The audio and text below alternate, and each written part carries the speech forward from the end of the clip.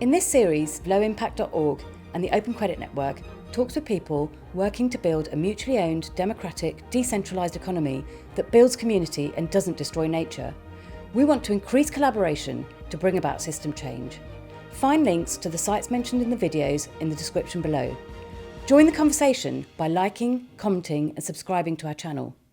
But I know that you wanted to talk about how cooperatives, or how people sharing and coming together can generate more surplus, and also the difference between surplus and profit. I know that a lot of people don't really see the difference between those two words. People say to me, well, yes, but co-ops need to make a profit as well, or they'll go under. And I sort of try and explain there's a more specific definition of profit, and that's money extracted from the business to pay shareholders, rather than just a surplus which can be used for the business or given back to members. Yes, that's exactly right. When consumer co-ops were originally being created, they were very clear that what they were doing was collectively buying things, and that they would need a little bit of extra money to cover expenses, to maybe buy stock in advance, but they didn't know exactly how much. So they would charge slightly more than it cost them to get the goods. But then at the end of the year, they'd say, well, this is money that you already paid us for your goods, but we didn't need it, so you can have some of it back. Effectively, you paid a surplus, and now the co-op collectively has a surplus. And that's what the dividend in a retail co-op is. It's in relation to how much you've spent in the co-op, you get some of it back, because you shouldn't have, it was always yours. The co-op just kind of kept it for a while just in case it needed it. But since it hasn't needed it, here you can have some of it back. Does that make sense? Yeah. You don't have to give it back. It's still a surplus, and the co-op could use it for cooperative, for developing itself, for keeping reserves in the business. If it's a common ownership co-op, people might well say, yeah, we don't want a dividend back, or we don't want to split the assets up. If the co-op winds up, we just want that always to be in common ownership, that excess money. In a workers' co-op, it's kind of the same thing the other way around. So the workers have put in a load of time and presumably not been paid as much as they ought to have been paid for the value of their time if the co-op has made a surplus. So at the end of the year, it may well be that, well, a lot of co-ops do this, that in proportion to the amount of time you've worked, you might get extra money back because you should have been paid that in the first place. It was always yours. Does that make sense? But again, in a common ownership co-op, that money would just stay in the common pot and be used to develop the business. Yeah. But it's definitely not a profit, because it's not like you've put stuff in and then got more back than you put in. It's not an investment. You haven't made money out of anything else. You've only put in your own money and then got some of it back. Yeah. So you were going to sort of illustrate how surpluses can be generated from sharing and cooperation by comparing some of the places that you visited and that you're familiar with.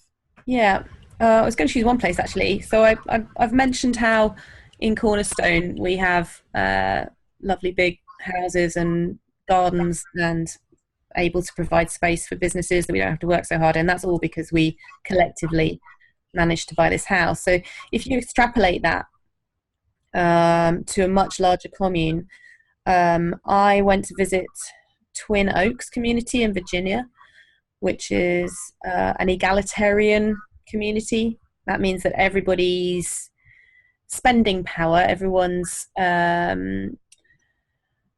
resources are the same. It's not structured like Cornerstone Housing Co-op though. In Cornerstone Housing Co-op, we pay rent. So we have to find money somewhere in order to pay rent to the housing co-op.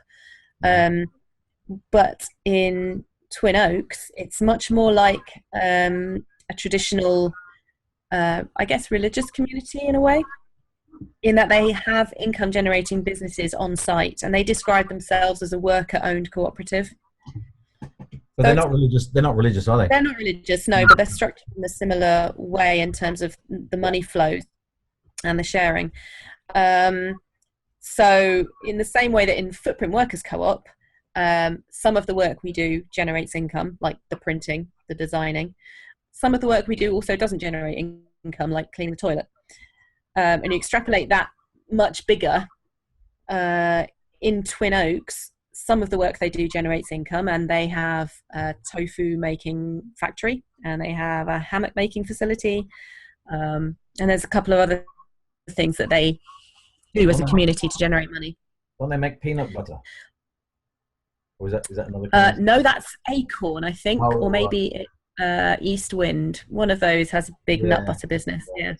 Because I've actually visited Twin Oaks. I traveled a lot visiting communities when I was younger, and I happened to find myself in Virginia, and I happened to meet somebody who said, "Oh, there's a big community very close to here," and they had an open day, so I went for the day. Yeah. And I used to live at Redfield Community in Buckinghamshire, and there was just 15 of us, and in a sort of Victorian mansion with 20 acres, and we were very busy, and it was all it worked. It was great, but Twin Oaks is something else. It was just really is, isn't it? So really impressive. Is. So impressive. It really is. It's 50 years old. It's got 100 people, including people of all ages, and babies get born, and there is a graveyard with 15 people in it now. And don't people build their own houses? So all ages. Not really. I think they probably did, but the number of people hasn't increased. So they live in small living groups of between 8 and 12 people. The building has multiple bedrooms and then a communal kitchen and living area. But there is also a massive communal building where lunches and dinners are made and served, where all of the communications happen in terms of proposals, notices, timetabling. And that's where people kind of hang out. It's got a library, it's got a kids space.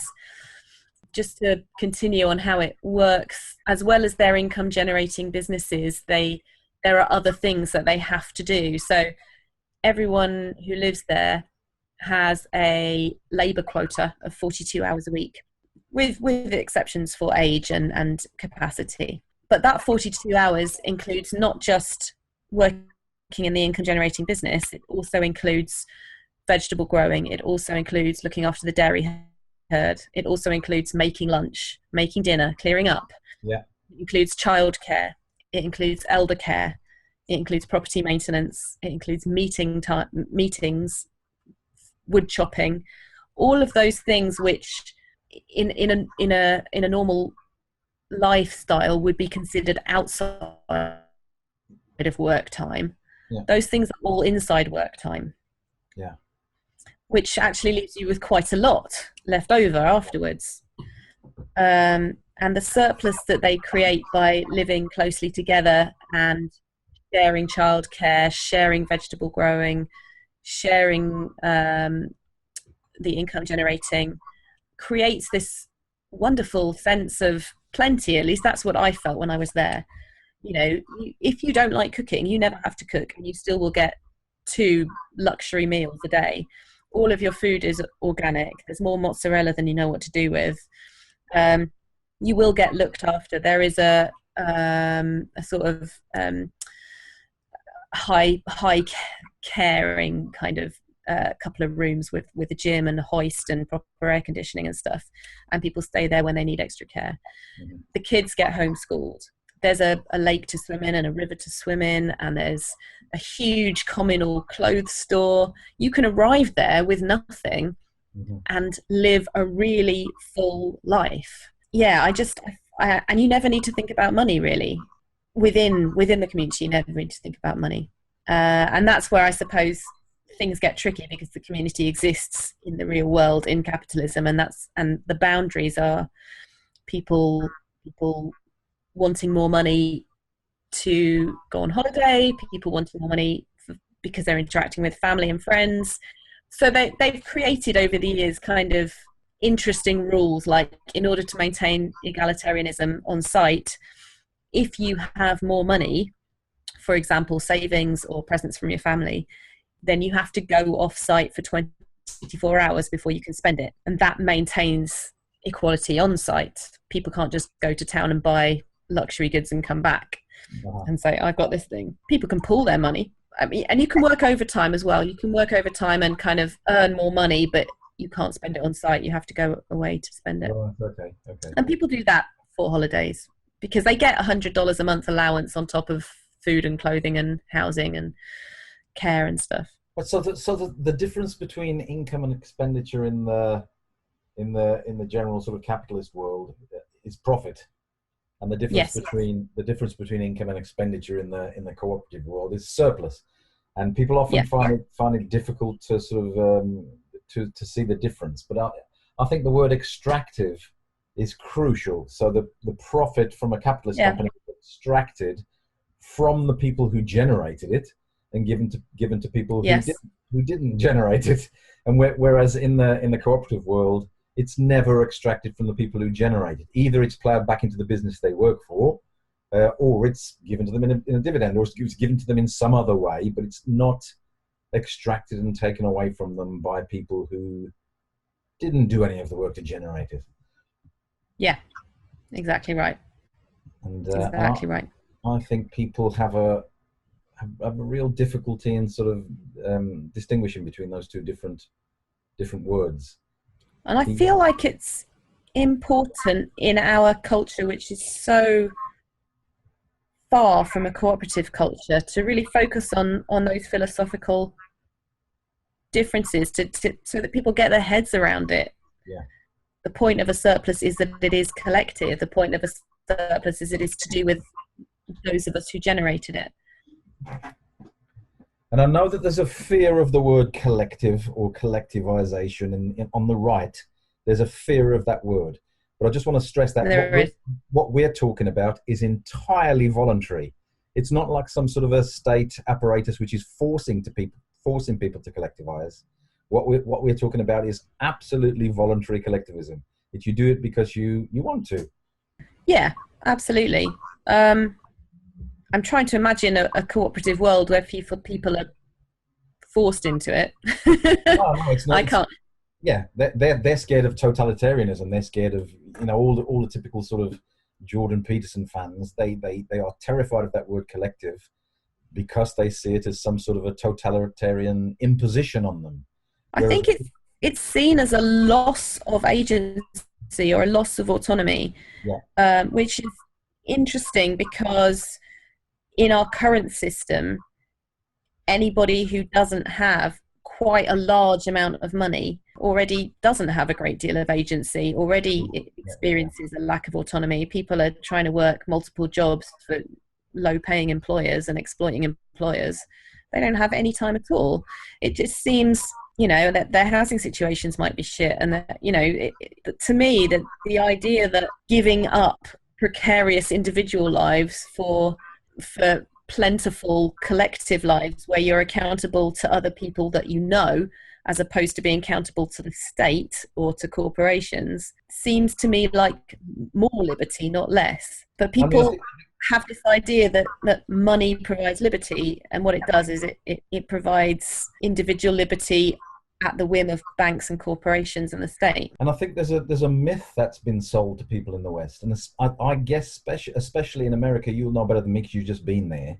But I think that people they've been sold a myth that actually, if they're poor, if they don't have very much money, that's a temporary situation, and really their natural state is to be wealthy. But it's a temporary blip. And soon they'll be wealthy, and so they keep plugging away at this system, thinking that it's only a temporary embarrassment that I'm not filthy rich, and I'll be there soon. And of course, for the vast majority of people, it's not going to happen at all. Of course, it's not. But it just seems like a strange thing to keep banging your head against that wall. It seems really strange. Yeah, it is strange, and but it's reflected as well in the language, even in the cooperative movement. So in the UK, we talk about worker members in worker cooperatives, and in the US, they talk about worker owners, and the idea that every individual member of a worker co-op owns a share of that co-op is crucially important. In the UK, yes, we have that.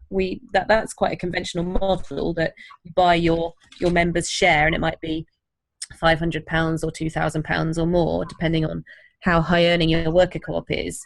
And that's useful for the co-op. It means it has some working capital to play with when it needs it. But it's not essential, and plenty of worker co-ops are in common ownership here without that individual owning of any of the portion of the company. But in the States, it's seen as really, really important that individuals should own their share of their business. And that's confusing to me. I mean, I can see it. I mean, I think ownership, people do like to sort of have that security of ownership of something. And if it's a cooperative enterprise, I'm not sure I really have a problem with that.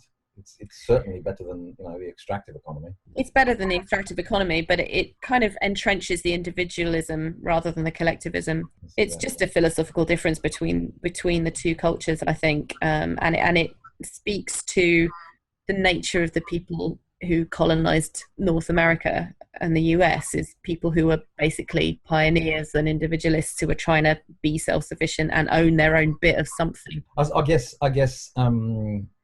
if somebody said, I don't want to extract money from anybody else, I don't want to exploit anybody else, all I want really is just to have a little small holding and live on my own and grow my own food, perhaps produce a surplus so I can sell it at the local market, and to be left alone. And for me, I would say, if you want to do that, that's absolutely fine. I mean, it's non-extractive, and it's individualistic. But if they want to go their own way, absolutely, there needs to be room for that.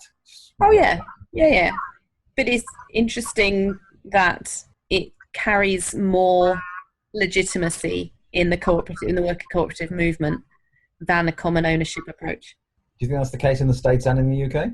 Not in the UK, no. In the UK, they're both normal. So we need to build a surplus in the cooperative sector, don't we? The cooperative stroke solidarity sector, whatever you want to call it. I tend to call it the new economy. Yeah. Just trying to get my head around how we sort of build this surplus. It's very difficult to get investment and to get things going, isn't it? And to develop a surplus which we can then use to grow the sector. We compete with the billions and billions that are circulating in the rest of the capitalist economy. I tend to the opinion that we create surplus by sharing more. Yes, of course, we should try and get money in somehow from the rest of the economy, but we can't wait for that to happen before we carry on and before we start trying to develop as much as we can. And individual lives are more likely to be improved in the short term by getting together with other people. A lot of people I talk to, they're very, very open to that idea, and they'd love to work in some sort of alternative or cooperative sector. They just can't escape. They're stuck in a corporate job they don't like. They're stuck with a mortgage, and they just can't see any way that they can get out of it. And the conversation always sort of sinks into the quicksand, because it's like, I'm stuck. I can't get out of this. Yeah. And I don't really know what to say to them. I mean, what would you say to people? How do they take that step? How do they get out? I've got no idea. If people are not in a position to reduce their lifestyle costs, then I honestly don't know what they can do. That's crucial, isn't it? Yeah. Isn't it? That's the main thing. A thing that I would like to do next, if I can, is to create a commune like modelled on Twin Oaks. Big, like 100 to 200 people, really big. Where do you want to do that? So I'd like to do it in Yorkshire. I think the planning laws might prevent it being in Yorkshire eventually, but at least start looking there. Yeah. And there's a few things thinking about how that would work. The income generating businesses that we would have would need to be things that can use a lot of reasonably unskilled labour, things that are nonetheless reasonably high value. Also thinking quite a lot about how you create a culture, and in the early years of any kind of project, especially something as countercultural as this would be, you'd need to be pretty firm in saying this is what is expected and this isn't what's expected. After a while, after people are used to it, the culture becomes entrenched, and then people moving in just kind of fit in with whatever exists. But at the beginning, when we're all working it out together, I think it's going to be really hard. I'm kind of interested by the next few years of that happening. Looking forward to see what you do. I'm very interested. It's really interesting that the people we've interviewed so far, there's a common theme emerging, and that's that there's a crash coming. And people are wanting to build their particular networks, whether they're cooperative networks or platform co-ops or free and open source community or permaculture networks. to try and sort of catch people when the inevitable crash comes. What do you think about that? Well, that's the kind of, in a world where it seems like you can't really do very much, that seems like the best thing that you can do, if you see what I mean. Like, I can manage this much. I can collectively manage this many people. It's hard to know what other options there are other than let's try and keep as many people living as well as possible. Where can people keep up to speed with what you're up to? I mean, there's a blog about my trip, which I haven't added to since I finished it. I'll put that in the description underneath. Also, I'm an associate with Cooperative Business Consultants, so cbc.coop has a little bit about me